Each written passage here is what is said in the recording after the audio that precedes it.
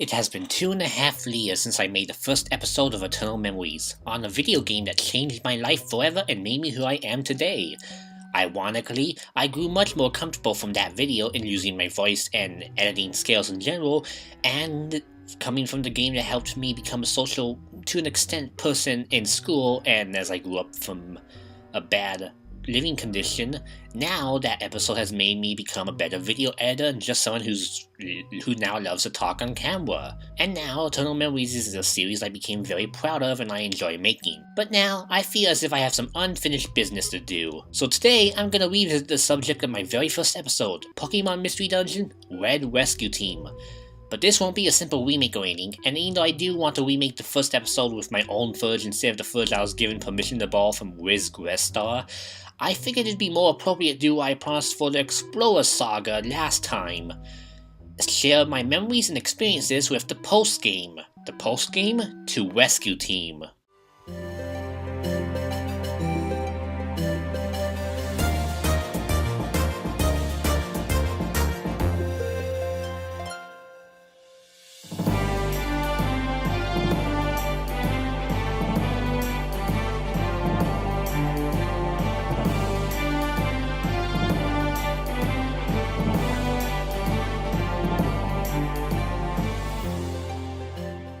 Welcome back to Eternal Memories. After looking back on several game systems and accessories over the past year and a half, I decided to head back to where the series began to resume my Pokemon Mystery Dungeon Retrospective. The retrospective that started this whole series off back in 2015.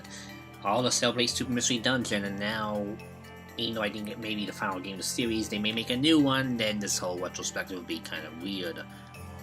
Anyways, when we last left off in late 2016, I finished my episode over the Explorers games, where I covered the main story of Explorers of Time, Darkness, and Sky, and hinted that I would come back to the post-game and special episodes later on. But over the course of the last year, I decided to play through the Rescue Team game, more specifically Red version, via the Wii U Virtual Console, something that I hoped would actually be possible right after I released the first episode, since at the time that episode being made, they weren't even announced for the Virtual Console and I was hoping to play the Red Rescue Team on a modern system again. And sure enough they did next summer, which made me very happy. Plus I didn't have access to Game Boy Play at the time, which led to me not simply having the resources to record good footage of the game, hence why in part 1 I had to borrow footage from someone else, and looking back at it, I like Wiz Grestar, that's his name. I like Wiz's work, part of me just feels like it doesn't... Using someone else's content, even with permission, for a retrospective just doesn't feel right.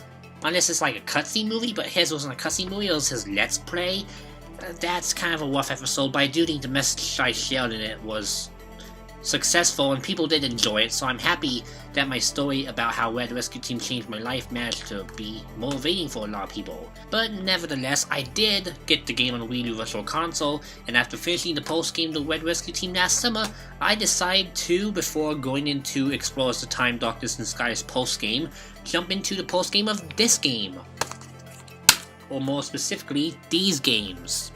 And boy, is my past with these games a bumpy road when it comes to post-story, because until last summer, I had lots of difficulty even making it anywhere in it. So let's go over what happened in 2006 once again as we look back at that fateful year.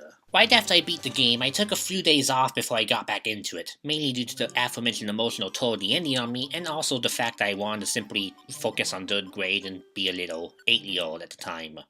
Still, I did head back to the game a few days later, and Kip Team began with a new adventure. Right after a brief recap that explained that Lou and LePartner destroyed the media and saved the Earth, the postgame kicks off with Lou and LePartner and Caterpie alerting the team to a Snubbull exhibiting some strange behaviors. And once you go to check these said behaviors out, Lou realized that he actually evolved into a Granbull, and the reason behind this is because a hole opened up in Wishcast's pond, which leads to a mystical crystal that will give the entire team the power to finally evolve, including the hero and partner.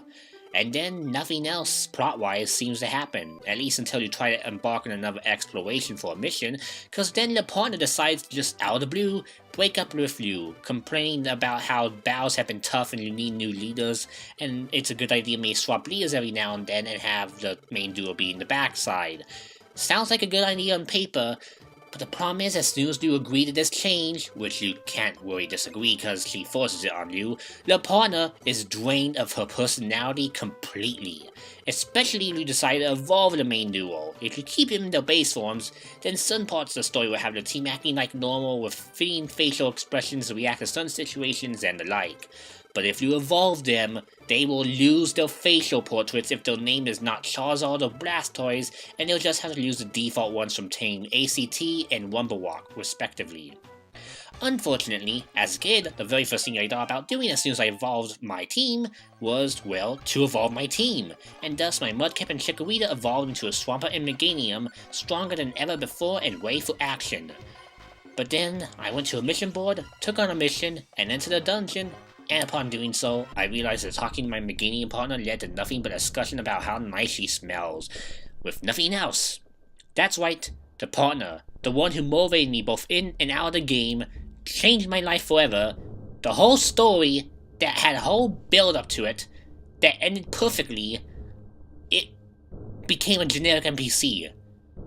The literal savior of my life became a generic NPC, all because I wanted more power. And to my younger self, this was a massive disappointment. I was convinced I did something wrong, but I dismissed it as something that may have been something that's supposed to happen, and who knows, I beat the game completely and therefore there's no story, so maybe they are supposed to be generic. It's like how in Pokemon the main series, when you beat the Elite Four, all the townspeople say the same things over and over again, even the ones that change lines depending on where you are in the story. A few dungeons later, however, and I decided to talk to Pokemon the Square, which led to me learning about a new dungeon that also opened up known as Stormy Sea, and it required a dive HM to enter. I was surprised, because I knew HMs were a pain in the butt in the main series, and also the fact that you need HM slaves, but luckily for me, the HMs were not required to be taught to the Pokemon in order to enter Stormy Sea or any dungeons that required them. You just had to have the HM on you. But since I was a Swampert capable of learning it anyway, I felt it was better to teach it myself in case of me accidentally losing it in the dungeon if I happen to fail it. So yes, we can talk about the first dungeon of the post-game, Stormy Sea. It's a sea alright, and there's not much to really comment on outside the fact that having to go alone into the dungeon for the sake of not bringing the HM along was pretty stressful, along with the fact that being a raw type made me not have to worry about resistance and whatnot, even though Lillian would have helped a ton in that dungeon. And so, I made it to the boss, the legendary Pokemon Kyogre. And surprisingly, I was very excited, because Rayquaza and Groudon were already featured in the main story and built up as major threats, so I thought because this was the final piece of the trio, I'd actually hear about a new adventure, a new quest if I beat him. Or maybe I could even recruit him, decimate him with legendary power. Well, no, he's just a generic boss fight the first time around, and you can't even recruit him then. So it's common for most of the post-game legendaries that you have to battle them twice to recruit them. He did go down pretty easily though, and a few in-game days later after beating that dungeon, the next main dungeon opened up. Well, I assumed it was the main dungeon at the time, because it was labeled with the same goal indicator that all previous dungeons gave me during the story. A dreaded, ferocious hellscape known as Buried Relic. And oh dear, the Buried Relic. The very first 99 floor dungeon you were given access to in the game, and I had the misfortune of thinking it was required to advance in the plot as a kid. Bringing both my partner and the Swampert into the dungeon, I made it my goal to make it to the end and find out what the whole purpose of the dungeon was. But when that end was, I had no idea because there was no easy way I could find to determine how long these dungeons were. This was before later games would tell you how many floors a dungeon had, so when I made the floor 15 and fought the Wedgie Walk, I was surprised and of course thought that was the end of the dungeon because I defeated a legendary, but then it kept going and I got a piece of a puzzle. And sure enough, I fought Wedge Ice and Wedge Steel as well, which gave me a music box from all the pieces of the puzzle. And I used that on the very next floor only for it to break. I did read in the info that I was meant to summon a legendary Pokemon, which was apparently Mew, so I assumed that actually losing it would lead to the legendary appearing right in front of my eyes, but much to my disappointment, it was all for nothing, and I wasted the item because you just have to hold it in your inventory. Nevertheless, I do remember making it all the way to the 92nd floor of the dungeon, amazed at how long the dungeon was taking to complete, only for me to meet my end at the hands of a golem with Earthquake or Magnitude, one of the two moves, and that's honestly surprising looking back now, because I also struggled with the heavy amount of traps that screw around my moves and inventory, along with the increase in monster houses that appeared during the post-game. I can't quite remember if monster houses were in Buried Relic, but I do know for a fact traps were a big problem in that dungeon. So distraught at how I felt so close to the end that so far, I gave up on Buried Work, and decided to enter the alternate dungeon that which Cash opened up a while ago, Solar Cave. This dungeon gave me access to the Waterfall HM, and the most important one of all, Surf. This alone made my Swamput's moveset significantly improved, as Surf is one of the strongest water type attacks in the entire game, and this was during the generation where it doesn't hurt your own team members, so you can just rain down terror on the enemies. Little did I know that getting this HM would not only give me a much needed power boost, but would once again lead to the end of my original playthrough, as the next day in town, a mysterious spinner collapsed in the town square. At this point in my real life, it was nearing the end of October 2006. My grandparents were on a quick trip somewhere, I don't really know, I think it was a reunion trip to another state for military business. And yet again, my aunt Laura was taking care of me for a short period of time, the same person who bought me the game as a spelling test gift to begin with. So I continued to play the game on my Game Boy Advance with my Swampus' new power boost, and I learned from Spinder that he was in search of a mythical Mirage Pokemon, which would be summoned with a clear wing transformed by the power of 3 legendary Pokemon. The first dungeon to be opened up through this quest, which I assume was the true start of the post-game because it was about legendaries and doing multiple things to enhance an item, and also because an NPC appeared, was none other than Fiery Field, a dungeon filled with fire types, Pokemon that are very weak to both of my Swamput's type. Assuming it was a piece of cake, especially with Surf, I ventured into the dungeon all by myself and was completely obliterated by the fire types, thanks to falling victim to the dread PB0, Zeal, and Grime traps, which restricted both my super effective moves, healing items, and, of course, being able to block out any sort of food that, like Reviver Seeds, that would heal my character because grimy traps destroy and disable the food and make them poisonous. Over and over again, I'd keep trying again with more Reviver Seeds, sometimes extra teammates, but no matter what I did, I just grew tired of the dungeon after a few attempts, and thus, after making it to Entane failing against him, my entrance in the game failed away. The holiday season was also just about to kick off with only a few months until Christmas, and being an 8-year-old kid, Christmas was all on my mind, because of my hopes for an Nintendo DS with a copy of Pokemon Ranger that December, because, of course, it would link to Diamond and Pearl, and I was excited to play new main series Pokemon games. Like with all games I enjoy, the time did have to come for me to put away the game, and so my original journey as Kip Team from 2006 stopped at Fiery Field. After being obliterated by Entane Fiery Field, pretty much my whole hype for Mystery Dungeon ended until the next games came out in 2008, which I mentioned in part 2. I basically was now focused on Pokemon Ranger, wanting a DS, especially a DS Lite because that had just come out, and Pokemon Ranger would lead to the new main series Pokemon games, Diamond and Pearl, and I was excited for Pearl version at the time, and needless to say, that long wait was very painful. So this game was meant to be my holdover until then, at least in terms of my biggest Game Boy Advance game, because I only had a Game Boy Advance and GameCube at the time, and I do think it worked well. As I said in part 1, this game changed my life forever, and the story was just, well, it did a lot more than I think most people would take for granted. Nowadays, if I play this for the first time, I just probably think it's an okay game like any others. The sequels had better stories in terms of like pacing and emotional value, but as someone who's never been exposed to this kind of story before, this was a great game to start. If I do have kids, even though I'm not sure if I can handle them, I may have this be one of the first games they play when they are capable of using their brains to think about stuff. Needless to say, Rescue Team was no longer a blip on my radar after I gave up at that point, until the middle of 2009, when after I got into Explorers of Time and Darkness, thanks to me getting ready for Explorers of Skies release later that year, I decided to also go back and enjoy the post story and Red Rescue Team, because I haven't been able to do it in forever. So I decided, since I was stuck and did not want to go restart my game on Red Rescue Team, I'd buy Blue Rescue Team off Amazon in order to do a second save file and have a game I can restart at any time. As soon as I got this baby in the mail, I started to play it, messing with all the different combinations of Pokemon, before I settled in on a Trico and Cyndaquil combo for my second playthrough of the game. And right off the bat, I know something very peculiar about this version of the game, and that's the sound design. You see, compared to Red Rescue Team's higher pitched sound effects and background music, that's because the GBA sound chip, Blue Rescue Team has the sound design altered a bit to be a bit more smooth and high quality as possible, due to the DS being more powerful than the Game Boy Advance. And it does make the background music sound a lot better with headphones than it would on the GBA, but the sound effects on the other hand take a bit of a hit. At the expense of higher quality, they now sound totally weird, especially Blue playing the Explorers games. It's not even counting the other strange changes, such as the entire game taking place in the bottom screen, like in the Explorers games, but also touchscreen buttons for a lot of the menus on the map that you're walking around on the bottom screen, which can make the bottom screen get very cluttered. There's also the weird little map where you travel from one location to another for a dungeon. I think one of the screens completely changes to just show that part of the map. To be honest, they don't really use the DS's screens that well, and since it was based off of Game Boy Advance Mystery Dungeon engine, I can see why the DS's actual features were, well, not used much.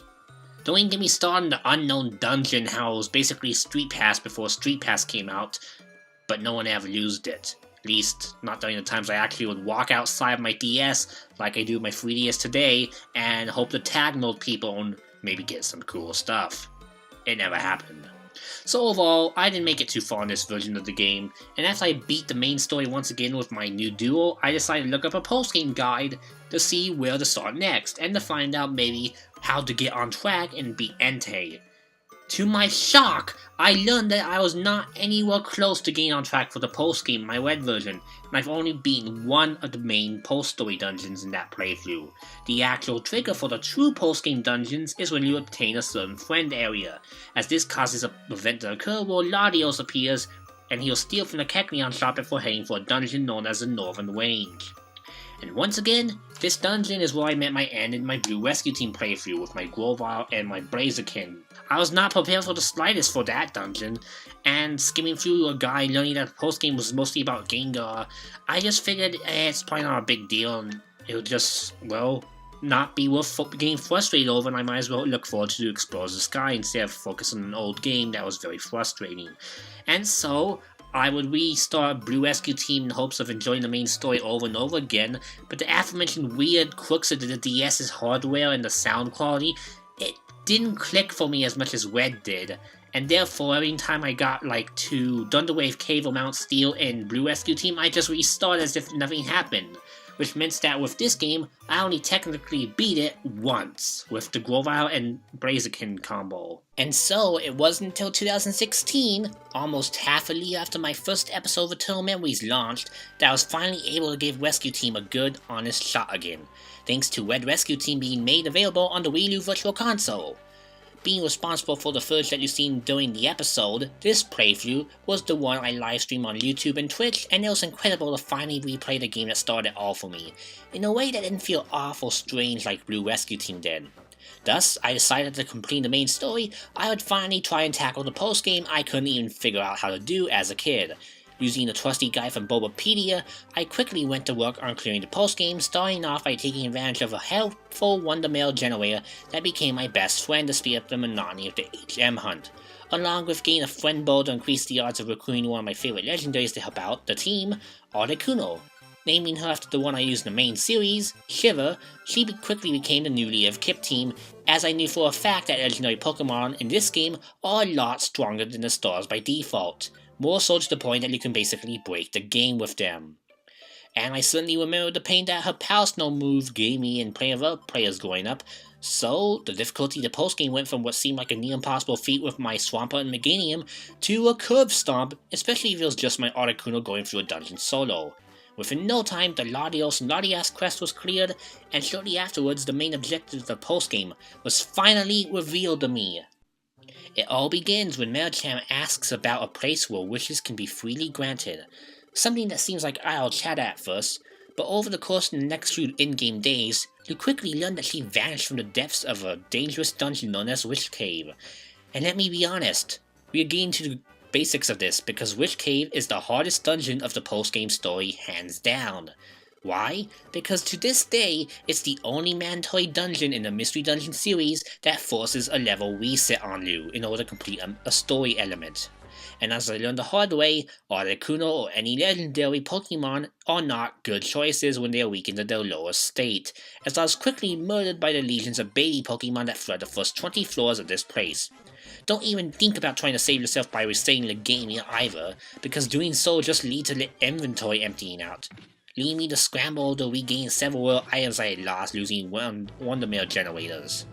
Seems like a job for the main hero, and since I was lucky enough not to involve my main duo during this playthrough, thanks to remembering the consequences of doing so, my Mudkip took over, and so I had my Mudkip relearn most of his basic moves, and complete a 20-floor ordeal after a month break from the dreaded Articuno attempt.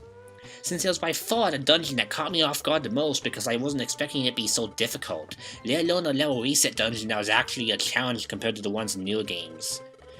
But once that dungeon was over and done with, everything else in the entire game was smooth sailing. I'm not even kidding.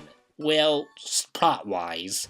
I just had to beat Stormy Sea again because I forgot I was actually required to unlock the next part of the story, and you can do Stormy Sea in any order you want until after Witch Cave, only for him to show up at the team base a few in-game days later to beg for an escort to Mount Freeze to confront Ninetales.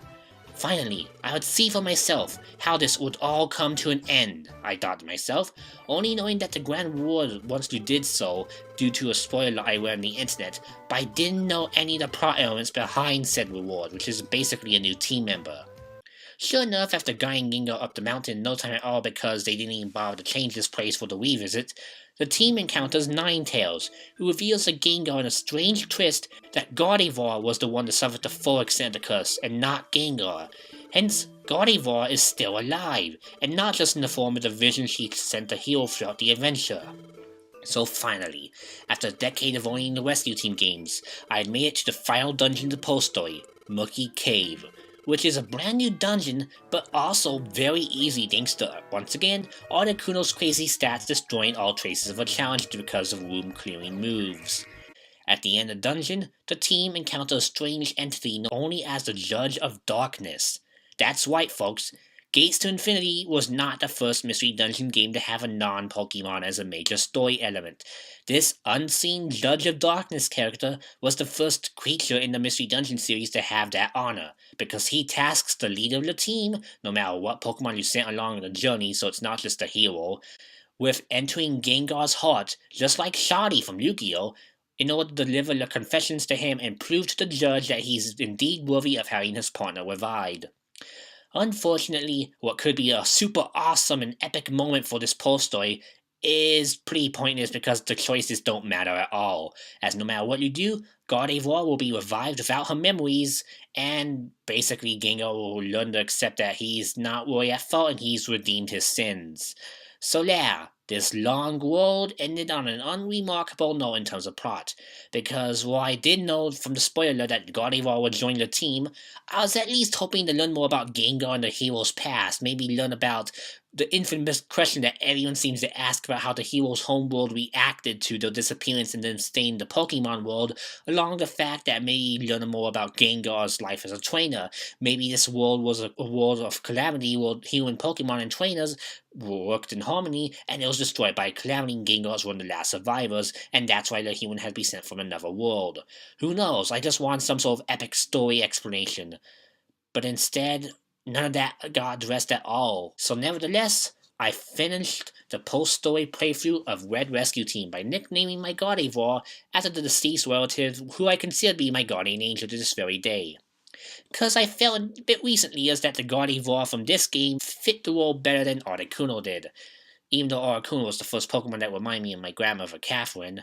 Oh, and in other words, in this save file I beat up Entei for the sake of putting that behind me, but I didn't dare to try Buried Wreck again, or many of the other optional dungeons available because I just wanted to focus on completing the story and nothing else. It was satisfying to get some sort of revenge on Entei for being my playthrough killer though, but there's still more to be seen in this game if you're a hardcore dungeon explorer. You can clear lots more dungeons, you can recruit legendaries like Mewtwo, and there's even this creepy dungeon where Deoxys infinitely multiplies, but it's very hard to unlock, and from what my friend says online, it's one of the hardest dungeons he's ever played in the game. But nothing in terms of difficulty apparently compares to Purity Forest, which is this game's extreme level reset dungeon. I haven't tried it because I haven't even bothered unlocking it, at least I don't think so, and I don't have any interest in doing it in the future. For now, being Fiery Field, finding out this post-game story even though it was really boring and kind of bad, it was worth it in the end. At least for the sake of closing the book. And there we have it, my memories of the complete post-game story to the Rescue Team games. Well, the actual story bits, the stuff like the Deoxys dungeon where it's just Deoxys constantly multiplying endlessly, I did know about its existence from the guide, from the videos I watched in other people's playthroughs, but I never was interested in going that far because, for one, the challenge was actually a lot higher, and two, being on the Wii U Virtual Console, my time with the game is mostly focused on the story instead of all the other dungeons. The other dungeon stuff is why I focus on the 3DS games, not the DS games. Honestly, after finally seeing the end of the post-game after many years of speculation and wondering whether plot points would be addressed like the humans' disappearance from the human world or Gengar's actual backstory, it was very underwhelming. None of the what-if scenarios people speculated about the hero were ever addressed. Gengar's story was nothing more than a wild goose chase to find Ninetales and then Gardevoir, and whoever made Wish Cave a mandatory story dungeon deserves to be slapped in the face. There's no true path to the post-game story, and everything's a convoluted mess to get to the final dungeon of Mucky Cave, because it was very easy to be misled to one of the more difficult dungeons like the Fields and Buried Relic, because of the goal indicator. Instead of, actually being told to go buy a random Pokemon in the town square, that you should probably buy a random friend area in a random place of the town in order to actually unlock the next chapter. And since I never touched the friend areas as a kid unless I wanted a specific Pokemon that was named as one of the possibilities for a friend area, there was no chance in heck I would ever be able to get that in my Rescue Team file, especially at the age of 8. But by far the best part of post-game story in my opinion comes from the whole Judge of Darkness character that just randomly showed up for Gengar's quest and was never mentioned again since the Rescue Team games. And not many people in the fandom don't even know he exists. He's like an enigma, a mythical creature more mythical than Arceus. I mean, some people do think he's Arceus because this was before Generation 4, but others think he's also made a portion of Gengar's mind to represent his bad behavior towards Gardevoir and Ninetales. But as for me, because he wants you to enter his mind, acts like a key, and judges people, I think he's the Pokemon Mystery Dungeon equivalent of Shaddy. Actually no, he's actually probably just Shaddy from Yu-Gi-Oh! With no changes. Because the Pokemon Mystery Dungeon anime specials have a lot of Yu-Gi-Oh! Voice actors in them, and therefore, he must be Shaddy, because even though there's no voice acting, what else could he be? But anyways, thanks for finally watching me conquer a demon in my past with the evil post-game of Red Rescue Team. Despite that disappointment in the story, next up on the retrospective is the post-story of the Explorer Saga, along with the fan-favorite special episodes from the Sky version of the game. That's a long ways away though, because I have to actually beat Sky in the Wii U Virtual Console to gather footage for the episode, and at the moment I don't want to go through Apple Woods to find that cringy story element again. But hey, I'll do it eventually, and I hope to have that episode out this year before we can finally move on to the 3DS games, the final entries in the series. On this, Spike Chunsoft suddenly decides to shove out a Gen 7 Mystery Dungeon and destroy my hopes of Super Mystery Dungeon being a climatic end to the series. Well, without a big revamp and full 3D and explorable environments. So much dreams, so little time to think about the possibilities. We'll just have to wait and see. As for the next episode of Eternal Memories, I'm gonna cover one of my favorite Nintendo accessories, and I'll keep what that accessory is a surprise for my non-patrons until the episode goes live in a few weeks or a month, however long it takes. So I hope you look forward to it. Bye!